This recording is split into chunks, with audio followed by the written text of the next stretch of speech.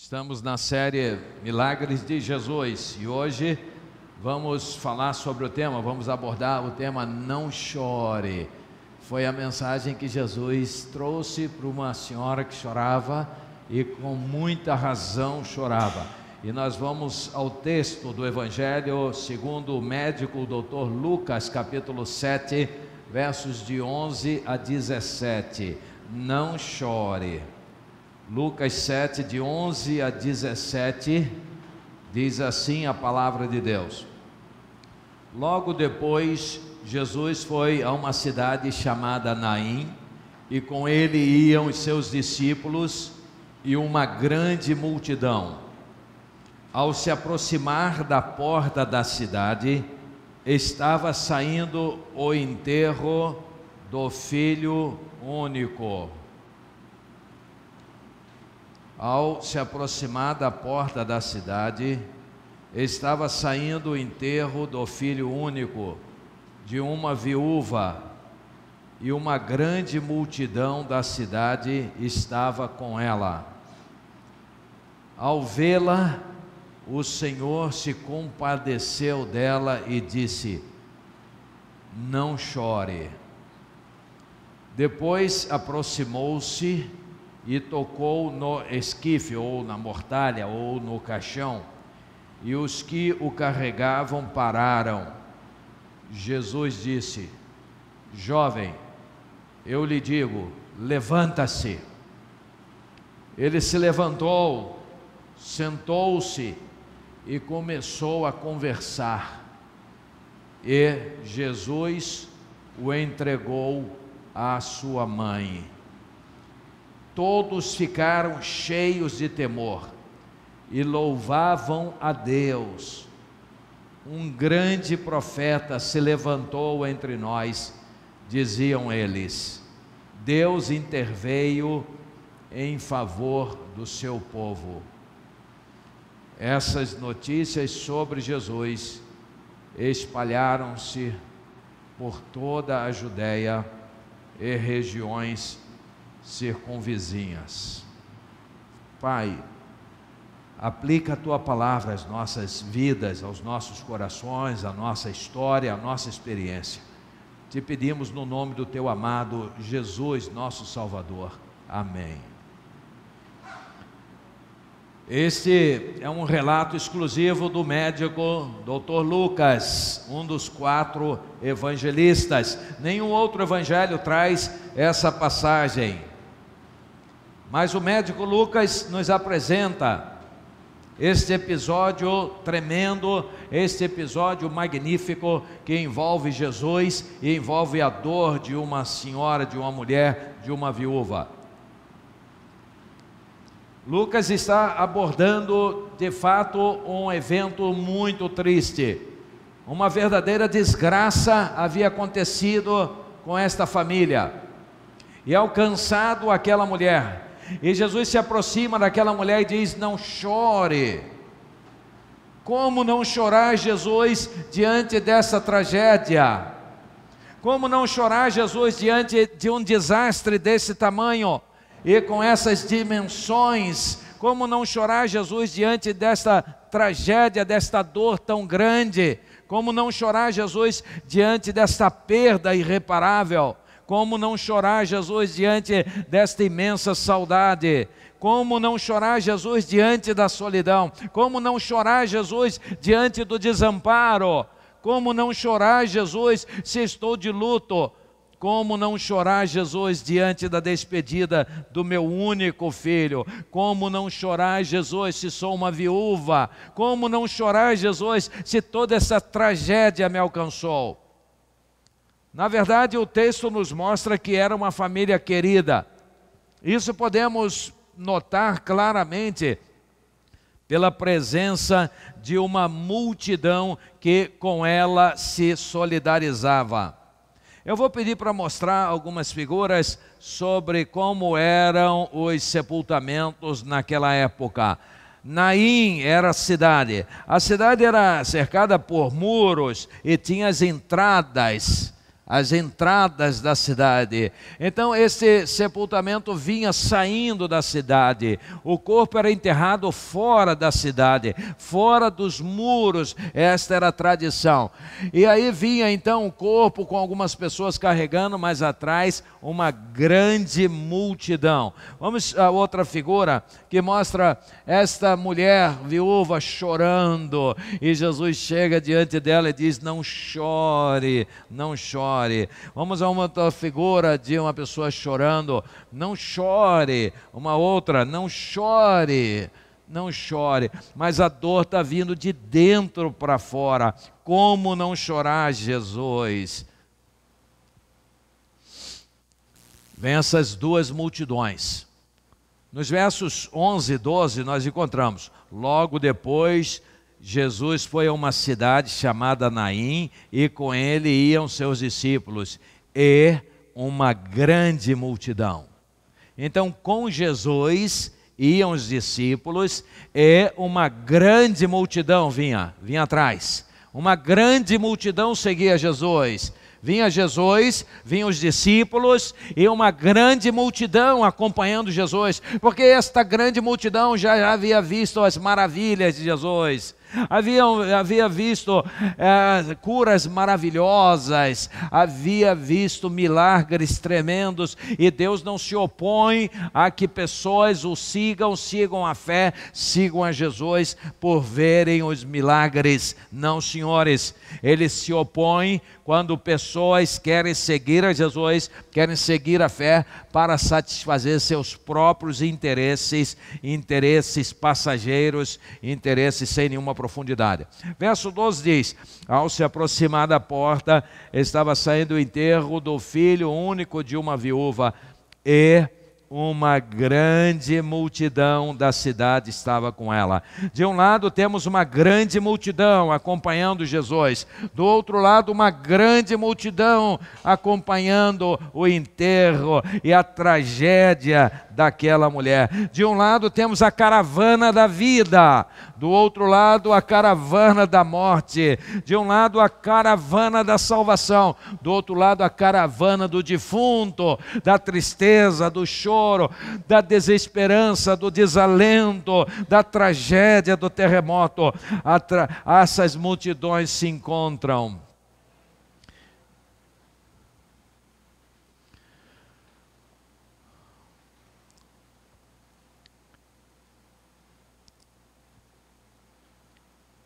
E Jesus diz para aquela mulher: não chore. Como não chorar, Jesus, diante desse quadro tão triste? Responda você para si mesmo: como não chorar diante de uma situação tão adversa?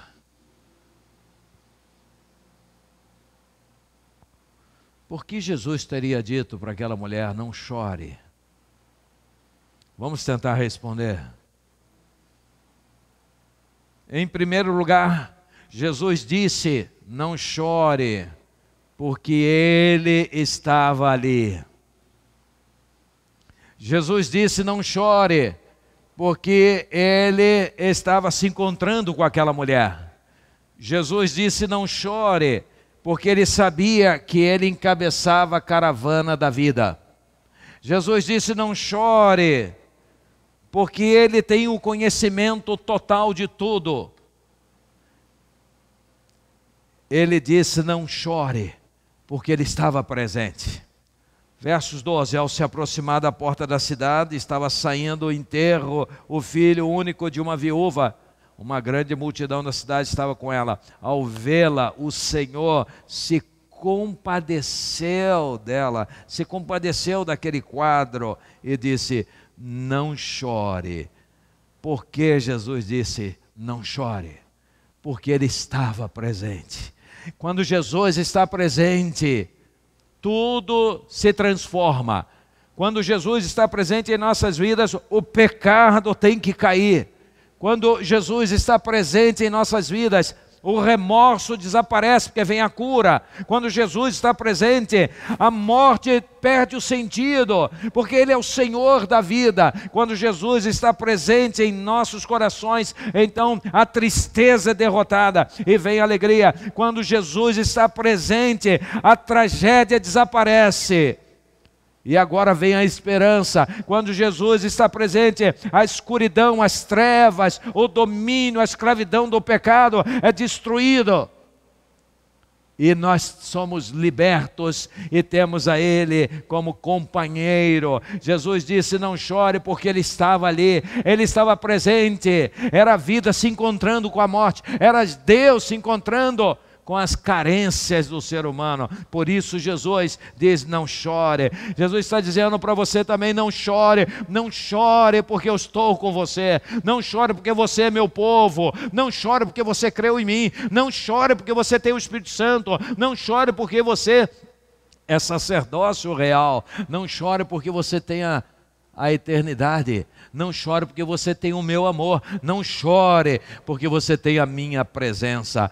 Não chore, mulher, não chore, viúva, porque eu estou aqui. Mas em segundo lugar, Jesus disse: não chore, porque Ele manda na morte. Jesus não se compadeceu por causa da morte, mas Jesus se compadeceu por causa do estado em que se encontrava aquela alma. Porque Ele tem domínio sobre a morte. Jesus tem poder sobre a morte.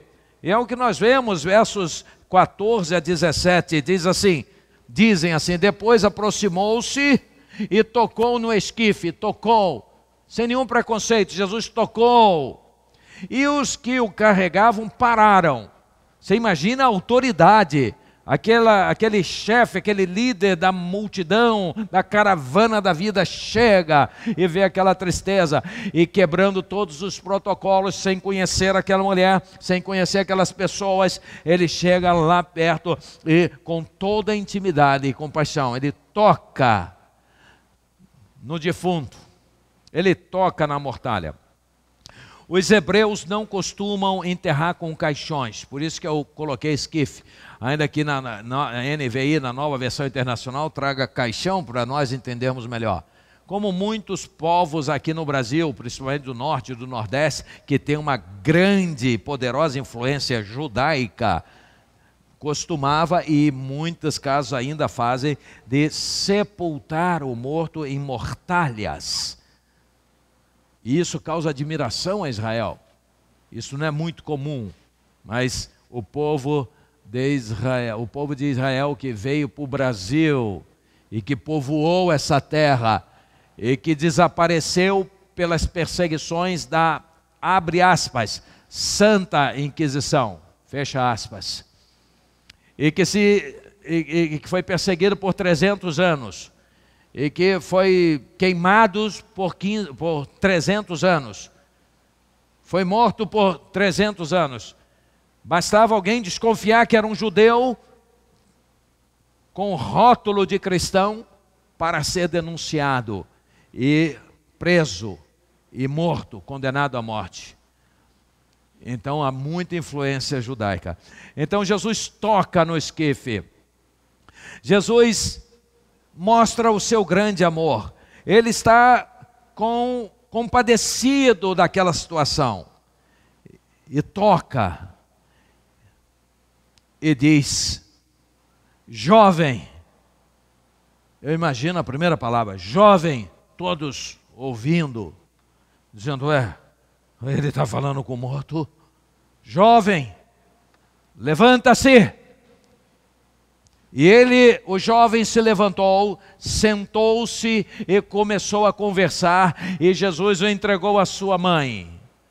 Então o choro acabou, agora é vibração, agora é alegria, mas eu quero te chamar a atenção para o fato de que o choro para os humanos acabou ali, mas na verdade ele já havia acabado, eles que não sabiam, porque Jesus, o autor da vida, chegou.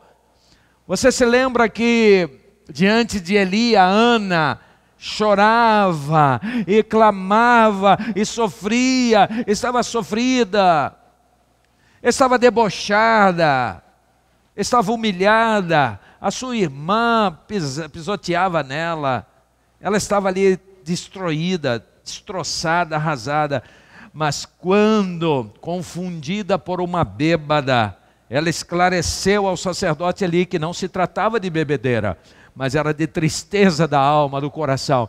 Então Eli, sem saber o que era, disse: Deus te conceda. Ela mudou completamente, a tristeza caiu, a humilhação escoou-se, a derrota ficou para trás. Agora vem um semblante novo, vem um coração renovado, e jorra a alegria, jorra a confiança. Ela sai grávida, sem estar grávida, ela sai grávida pela fé. Assim, quando aquela caravana da vida se aproximava, aquele morto já tremia, porque Deus estava ali, Jesus estava ali. Então Jesus age e o entrega à sua mãe, e há uma alegria retumbante, uma perplexidade, todos ficam embasbacados, não sabem o que fazer, ficam admirados. Um grande profeta se levantou entre nós, diziam eles. Deus interveio em favor do seu povo. E essas notícias sobre Jesus espalharam-se por toda a Judéia e regiões circunvizinhas. Não chore, porque Jesus governa sobre a morte. Jesus manda na morte. E isto é maravilhoso. Você crê num Jesus assim? Ou você crê num Jesus religioso? O Jesus que as religiões pregam, um fracassado que está lá morto. Ou alguém que era envergonhado. Você pensa que Jesus era zombado o tempo todo? Isso é mentira. Jesus foi algumas vezes debochado, zombado. Eu posso citar alguns exemplos, eu não sei se você encontra muitos outros. Por exemplo, quando Jesus entrou na casa do Jairo, chefe da sinagoga. A filhinha dele tinha morrido. E estava lá um monte de gente lá. O cara era líder, o cara era poderoso. E ele chegou e viu que as pessoas estavam chorando. Eu acho que aquele choro não era choro sincero. Não era choro que vinha de dentro para fora, mas era um choro do politicamente correto. Estavam ali para agradar o chefe da sinagoga. E Jesus então viu que chorava e disse: não chorem, a menina dorme. Quando ele disse isso, o texto bíblico diz que eles começaram a rir. Será que começariam a rir se estivessem realmente entristecidos? O que eles pensaram de Jesus? Eles riram de Jesus, eles acharam que Jesus estava falando uma tolice. Algum louco que chegou aí, a gente sabe que a garota está morta, nós já vimos a garota morta, esse camarada chega aqui numa cara de pau dessa, diz que a garota está dormindo para a gente, aí riram de Jesus. Isso aconteceu, Jesus botou todo mundo para fora, autoridade. Este é Jesus, é este Jesus que eu prego, é este Jesus que nós devemos olhar. E ele subiu com os pais e alguns discípulos e ressuscitou e trouxe a menina, saiu, dá comida à menina, a menina agora corre, todo mundo perplexo. Então aqueles tiveram que engolir o riso. Este é Jesus, este é Jesus. Algumas vezes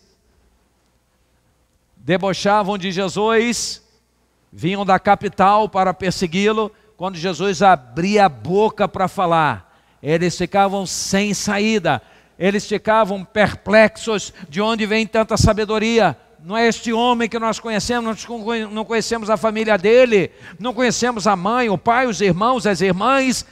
Como é que vem tanta sabedoria dele? Eles ficavam assim, este é Jesus. Também zombaram Jesus. Vê se você lembra mais de outros. Zombaram de Jesus quando ele covardemente foi preso. Preso pela religião. A religião prendeu Jesus. Você ama a religião? A religião prendeu a Jesus. Aí alguém dirá, não, mas não foi a minha. A religião é assim. Religião é o esforço do homem com uma venda nos olhos em busca de um ser superior. E quando ele encontra, ou ele pensa que encontrou um, ele se agarra. E aí fica vaidoso e diz, a minha é melhor do que a sua. De lá ele se agarrou com outra. Ele diz, a minha que é melhor do que a sua. E aí se degladiam. E milhares delas. Religião é do homem, religião é do mundo, religião é da terra, religião foi fomentado pelo diabo. Tem gente que diz, o pastor Miranda ficou maluco ao falar isso.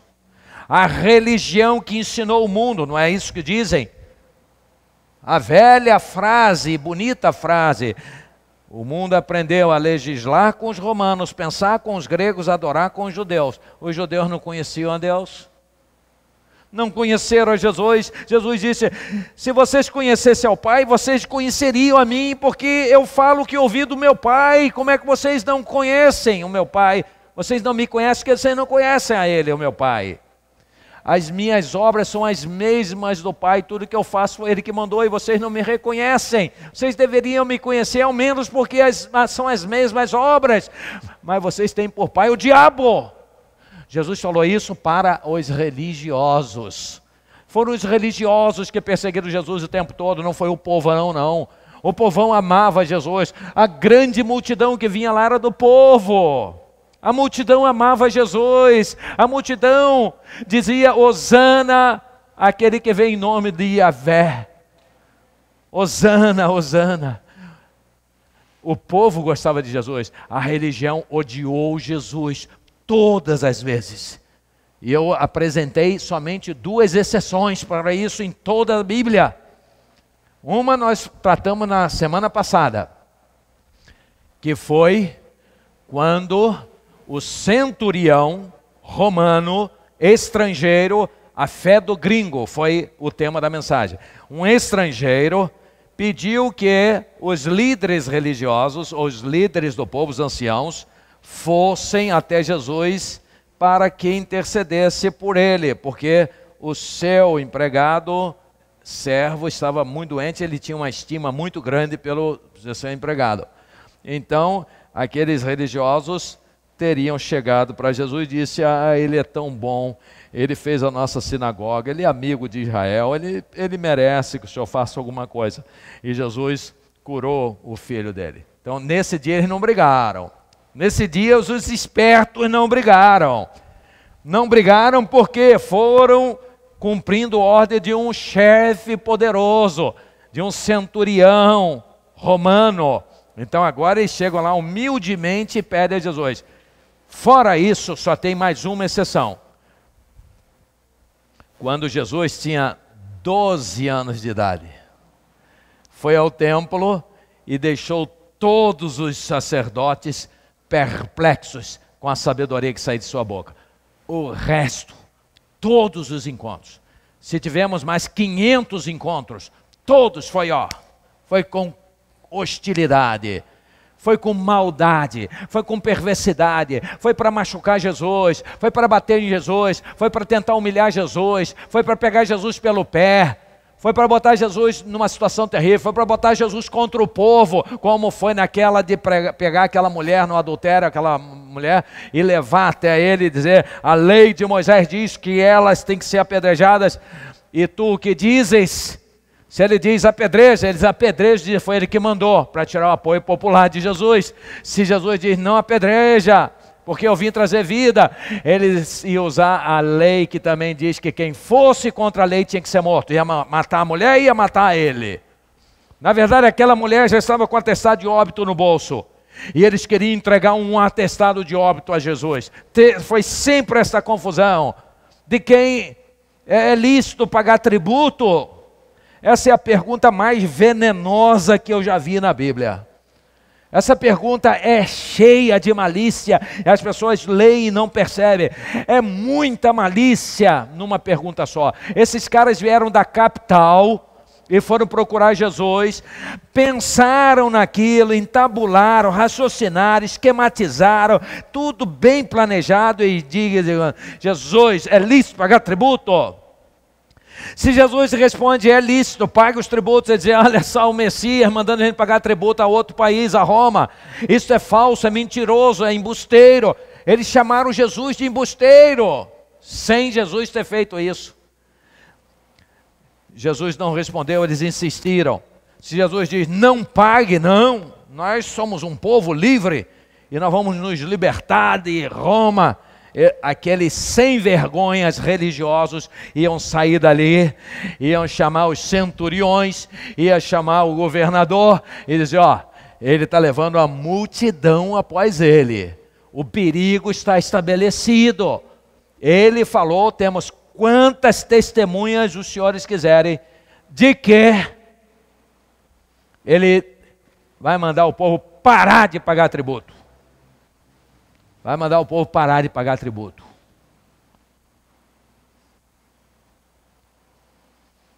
Se correr, o bicho pega. Se ficar, o bicho come. Não tem resposta. Aqueles inteligentes, então, tiveram que primeiro ouvir o silêncio. E insistem. São assim. Insistem. Como insistiu, ele falou: pega uma moeda aí. Eles pegaram: de quem é essa gravura aí? Aí os caras tiveram que se humilhar, fazer igual os cachorros, botar o rabo entre as pernas e dizer: é de César. Aí Jesus vai e diz: dai a César o que é de César e a Deus o que é de Deus. E até hoje eles estão lá no cemitério dizendo: ah, é... Este é Jesus, e isto é a religião. Vai abraçado em religião. Eu recomendo você a desprezar a religião e abraçar Jesus. Mas você pergunta: então por que a igreja? Porque a igreja é reunião. Reunião do povo de Deus, reunião dos salvos, reunião dos que creram, reunião daqueles que vêm adorar ao Senhor. E todos que estão em casa já podem começar a vir. Duque de Caxias já não precisa usar mais máscara. Estamos superando. Os idosos já podem vir com todos os cuidados que temos tomado. As crianças já podem vir. Os adultos já podem vir. Os jovens já podem vir. Já podemos vir nos reunir. Estamos nos aproximando da EBF. Estamos nos aproximando da Festa do Tabernáculo. Já podemos vir nos reunir. Podemos nos unir para adorar aquele que vive e reina para sempre. Aquele que é o dono da vida e da morte. Aquele que cura toda e qualquer enfermidade. Jesus o Senhor, aquele que contradiz os povos, as nações, os governos, os poderosos. Jesus é maravilhoso. Jesus teve sua fama espalhada para tudo quanto é lugar, pelos seus atos, e um desses atos foi esse. Você imagina 2 multidões terem visto isso. As autoridades souberam. Os religiosos souberam. Foi levado aos religiosos. E vocês sabem o que os religiosos pensaram quando ouviram? Vocês sabem o que os religiosos decidiram quando ouviram falar disso? Talvez alguns pensem assim: olha, agora os religiosos finalmente vão se convencer e vão crer em Jesus e vão amar e vão adorar a Deus e a Jesus. Não, senhores. Quando os religiosos ouviram isso, vão se reunir e dizer: não é possível, não é possível, não dá mais para a gente negar. Nós temos que acabar com esse desgraçado enquanto é tempo, porque senão ele vai conduzir esse povo todo e os romanos vão tirar o poder da gente, e a gente vai ficar sem poder. Nós vamos ficar sem um poder humano, nós vamos ficar sem um poder político, nós vamos ficar sem poder religioso. Nós estamos fritos, nós temos que matar este homem. Você consegue imaginar uma situação dessa? Quando ele ressuscitou a Lázaro, eles também disseram, não dá mais para a gente controlar, nós temos que matar ele o quanto antes. E tomaram a seguinte decisão, a piadesca decisão: vamos matá-lo e vamos matar Lázaro de novo. Isso me dá vontade de rir. Eu acho muito engraçado isso. Jesus, o homem tinha acabado de ressuscitar, vai morrer de novo. Porque eles querem matar aquele que ressuscitou. Eles não podem negar, vamos matar. Ah, Jesus, o Senhor é maravilhoso. Que maravilha ter Jesus. Nós que somos pecadores, nós que sofremos, nós que temos uma vida passageira, nós que lutamos contra nós mesmos, lutamos contra o pecado que tão de perto nos rodeia e quer nos agarrar o tempo todo. Nós somos salvos e abençoados, não é por merecimento nenhum. Nós não merecemos coisa nenhuma, mas pelo infinito amor de Deus que nos dá através de Cristo Jesus. Você tem esse Jesus? Olha para esse Jesus, não olha mais através de religião, quebra a religião, mas se abrace a Jesus, abrace a Deus, seja cheio do Espírito Santo, abraça o Criador dos céus e da terra, o Senhor Yahvé. A Ele toda a glória, toda a honra. Finalmente, Jesus disse, não chore, porque a morte não é o fim. Nós pensamos que a morte é o fim. A morte não é o fim. Nós nos entristecemos com a morte, principalmente das pessoas que a gente ama. Ai, até de um bichinho, não é isso? De um gato. O gato vive 20 a 22, 23 anos. O cachorro, os de grande porte, 11, 12, 13, 14 anos. Os pequenininhos, 17, 18, 19. Quando eles morrem é uma tristeza muito grande. Quantos aqui já perderam um cachorrinho, um gato e ficaram tão tristes? É muito triste, né? É muito triste. Parece que você perdeu um pedaço do teu coração. É uma tristeza. Quando você perde uma pessoa querida, quando você perde uma criança.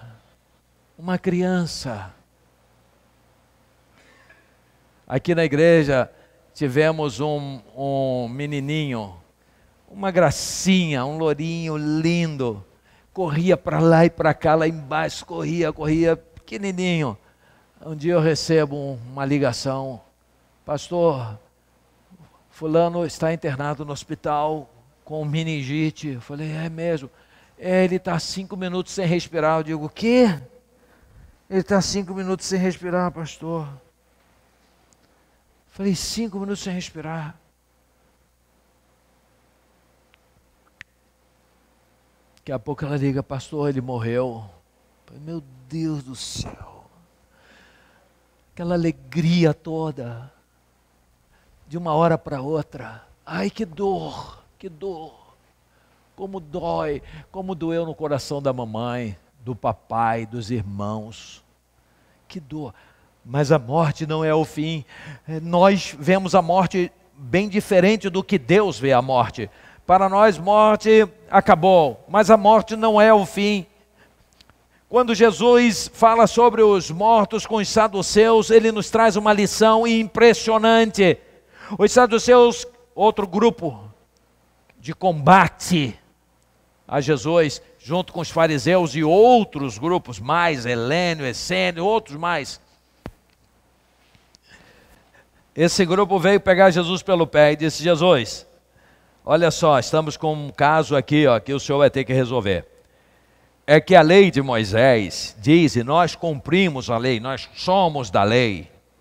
A lei diz que se um rapazinho se casar e não tendo filhos morrer, o irmão dele é obrigado a casar com a viúva. Goste ou não goste, tem que casar com a viúva, ok?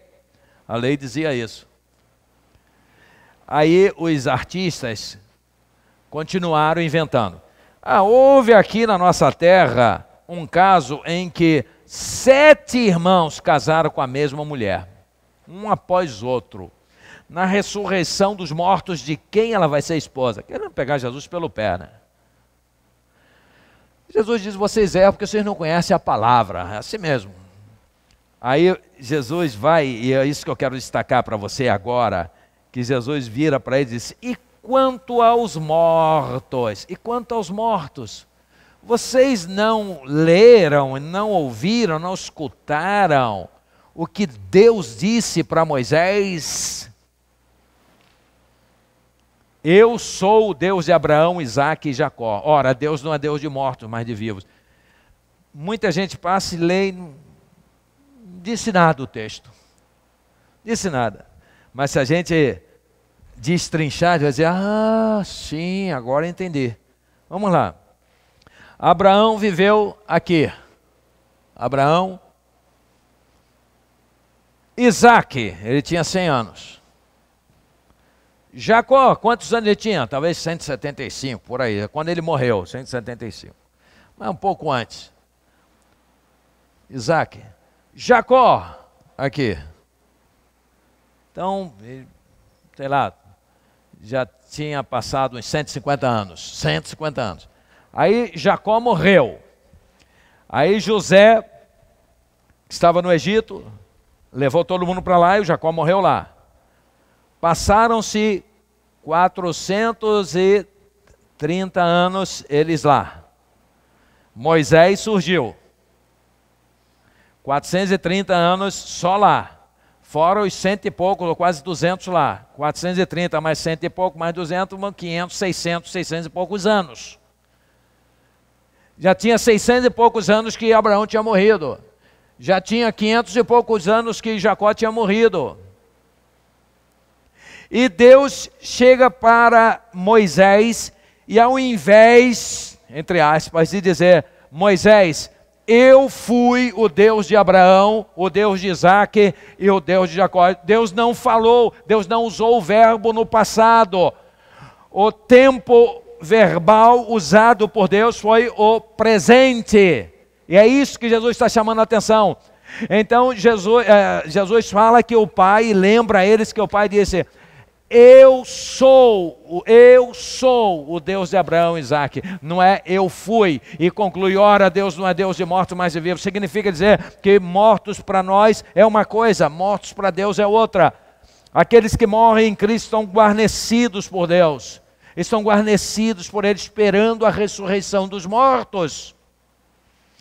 Estão protegidos. A morte não é o fim. Em Mateus 10, 28, nós encontramos Jesus dizendo: não tenham medo dos que matam o corpo, mas não podem matar a alma. Antes tenham medo daquele que pode destruir tanto a alma como o corpo no inferno. Está ali, olha. Vamos entender isso, ó. Não tenham medo dos que matam o corpo. O corpo é soma. Soma. Por isso fala, está somatizando, é psicossomático. Mas não podem matar a alma. A alma é psique no grego. Mente, psique, alma. Antes tenham medo daquele que pode destruir. Destruir. Destruir é terrível. Tanto a alma, a psique, a alma, como o soma, o corpo, no inferno. E aí está uma coisa muito séria, porque muitas vezes a Bíblia traduz Hades por inferno. É incorreto. Hades não é inferno. Hades é a habitação dos mortos.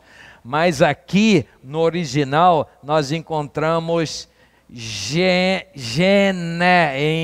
em grego, que é Geena, o equivalente em hebraico, que significa no inglês hell, hell, e no português inferno. Então, não tenham medo de quem pode matar o corpo, mas não pode matar a alma, não pode matar a essência. Antes tenha medo daquele que pode destruir tanto a alma como o corpo no inferno. Então, meus queridos irmãos e amigos, não chore, porque a morte não é o fim. O que pode destruir o ser humano e matá-lo é o pecado, é a desobediência, é a incredulidade. Mas quem tem Jesus Cristo tem a vida, quem tem o Filho tem a vida. E para concluir, Jesus é o Senhor da vida e da morte. Não precisamos ter medo. Não precisamos temer coisa alguma, pois aquele que crê em Jesus nunca perecerá. Ainda que nosso corpo sucumba, isto não é o fim. Quem tem Jesus tem a vida. A morte espiritual passou daquele que entregou seu coração a Jesus. Curve sua cabeça e diga: meu Deus, eu te agradeço, porque um dia ouvi a tua palavra. Você que está aqui pela primeira vez, você que ainda não tem uma experiência com Jesus, diga: puxa, hoje a palavra de Deus me elucidou e me tirou dúvidas. Eu sempre estive entre a religião ou entre as religiões, entre o que devo ou não devo fazer de forma religiosa. E agora descubro que a religião se faz inimiga do meu Deus e eu quero servir a este Deus. Eu descubro que Jesus está acima da vida e da morte. Eu quero este Jesus. Eu descubro que quem tem Jesus tem a vida eterna. Eu quero Jesus. Eu descubro que Jesus veio para me perdoar os pecados e me purificar de toda injustiça. Eu quero Jesus. Eu quero Jesus comigo. Eu quero entregar minha vida a Jesus. Eu quero andar com Jesus. Eu quero estar ao lado da caravana da vida. Eu quero andar na luz. Eu quero o perdão dos meus pecados. Eu confesso que sou pecador. Eu confesso que sou um miserável pecador e preciso de socorro. Eu preciso do sangue de Jesus. Sem o sangue de Jesus, eu não posso resolver a questão do pecado. A palavra diz que o salário do pecado é a morte. E eu estou envolvido com a morte porque sou pecador. Mas a palavra vai além. A palavra vai adiante. A palavra ultrapassa a morte e diz: mas o dom gratuito de Deus é a vida eterna, é Zoé, vida eterna, por Cristo Jesus. Zoé é vida eterna, diferente de bios, vida passageira. Eu quero Jesus. Você que está em casa, você que está no trabalho, você que está no carro, diga: eu quero te servir, Jesus. Se eu já creio, eu quero te servir, eu quero produzir frutos, eu quero andar sem medo, eu quero andar com alegria, eu quero andar na tua presença e vou andar por Jesus. Jesus é o meu Senhor, o meu Salvador. Eu te quero, Senhor. Você que está aqui nessa noite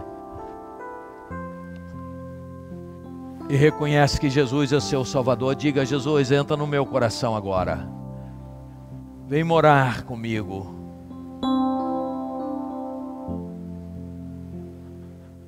Jesus, ser o Senhor da minha vida, ser o Senhor da minha história, ser o Senhor da minha existência, ser o Senhor da minha casa. Perdão, Senhor. Perdão por tantas vezes que eu te ignorei, que eu negligenciei. Perdão porque muitas vezes eu olhei para a atitude dos homens, elas são sempre decepcionantes. Não posso esperar bem algum do homem se no homem habita o pecado. Quantas decepções nós encontramos nos homens. Temos que ter cuidado conosco mesmo. Todos nós, eu, você, nós. E dizer: bendito é o Senhor. Eu, pecador, preciso de ti, Senhor. Santifica-me, encha com teu Espírito Santo para desejar as coisas que são tuas e não as que são dos meus próprios interesses, nem da carnalidade. Não, Senhor. Muitas decepções temos visto, muita dor temos sentido, mas nós queremos olhar nos teus olhos. Queremos ter um relacionamento vivo contigo. Diga: Jesus, ser o Senhor da minha vida, agora, a partir de agora.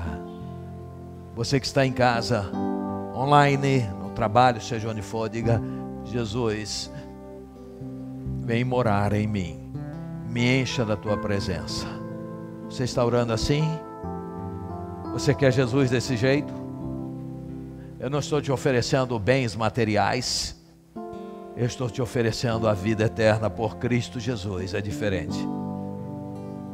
Eu não estou te oferecendo os encantos desse mundo, os prazeres desse mundo, os interesses materiais, mas estou te oferecendo a vida eterna, a comunhão com Deus, o perdão dos seus pecados, a alegria verdadeira, a alegria espiritual.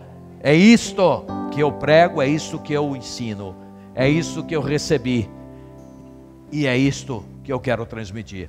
Você quer Jesus assim? Você recebeu, você orou, você disse: Jesus, entra no meu coração, entra na minha vida, vem morar, vem ser meu Senhor. Você orou assim? Se você orou assim, levante a sua mão onde você estiver agora. Eu quero, eu preciso, eu necessito, eu preciso de Ti, eu quero, Senhor. Levante a sua mão onde você estiver. Eu quero, eu preciso. Você que está em casa, diga: Senhor, eu te recebo como meu Senhor, como meu Salvador. Eu te quero. Eu quero viver para te servir. Pai Todo-Poderoso, Deus magnífico, obrigado porque as oportunidades o Senhor nos dá. Obrigado porque Jesus morreu a nossa morte, de tal modo que temos a vida eterna, sem merecimento algum, mas por teu amor. Fica conosco, encha-nos com a tua presença, faça jorrar vida, Senhor, a tua luz em nós. E que nossas vidas, enquanto aqui estivermos, sejam e sirvam para a honra, para a glória do teu santo nome, em Cristo Jesus. Amém e amém. Vamos ficar de pé, vamos louvar, engrandecer a este Deus maravilhoso, ao Pai das luzes, ao Deus que nos fez e que nos amou por Jesus.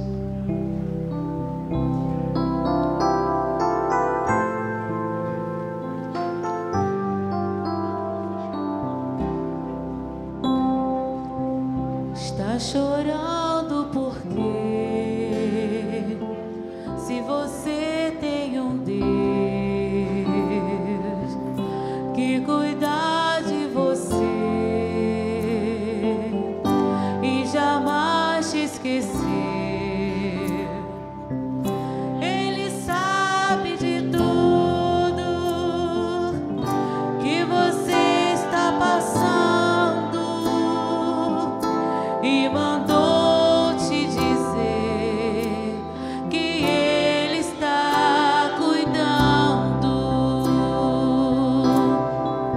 Lembra de onde você veio, aonde que você chegou. Lembra de todos os livramentos que você já passou. Nem era pra você estar aqui, mas Deus falou assim: esse aí vou levantar, e onde colocar a mão eu vou abençoar. Não chore, quem cuida de você não dorme. Levanta, tem muita gente que te ama. Deus mandou te dizer que vai acontecer. Deus mandou te falar que tudo vai passar.